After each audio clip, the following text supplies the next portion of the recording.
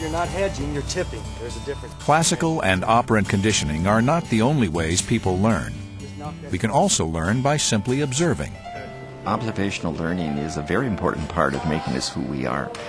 We observe other people who are models for the way we act. We're particularly attuned to the behavior of our peers. So the way they talk, the accents they express, tend to be the way we talk. The clothing standards, the tastes and values that we pick up are largely done by imitation and by observation. In the 1960s, research pioneer Albert Bandura and his team conducted one of the most famous experiments in observational learning. So what we set up was a study in which preschool children observed an adult model exhibit fairly novel forms of aggression toward a Boa-doll. Namely, the model pummeled it with a mallet, the model tossed it down, sat on it, punched it in the face, tossed it aggressively, kicked it across the room, and this was embellished with a lot of verbal hostile statements.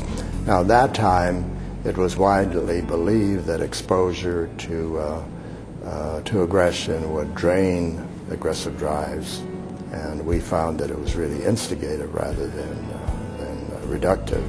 We found that the children were quick to model these novel styles of behavior. It tended to increase other forms of aggression. For example, children in the aggressive modeling condition had more interest in play guns and so on. And the children who had not been exposed to the aggressive modeling had never exhibited any of these novel styles of behavior. These findings reveal a dark side to observational learning. Mass media provide very potent role models that influence children and teens and adults who are observing and absorbing and sometimes imitating. Children who are heavily exposed to TV violence tend to behave more aggressively. That's just a correlation. Maybe it's aggressive children who are more prone to TV watching of violence, for example. But we also have experiments that randomly assign children to watch either violent or nonviolent television and then record their behavior later. And indeed, they are more aggressive if they've seen violent television. Television violence, first of all, it's an excellent teacher. And so if kids see different forms of aggression, they learn aggressive patterns of behavior. Secondly, it tends to reduce restraints over aggression. And this is because most of the aggression is performed by Captain Virtue. The good guys are killing off the bad guys. And this gives social and moral sanction to the use of violence as a way of solving problems.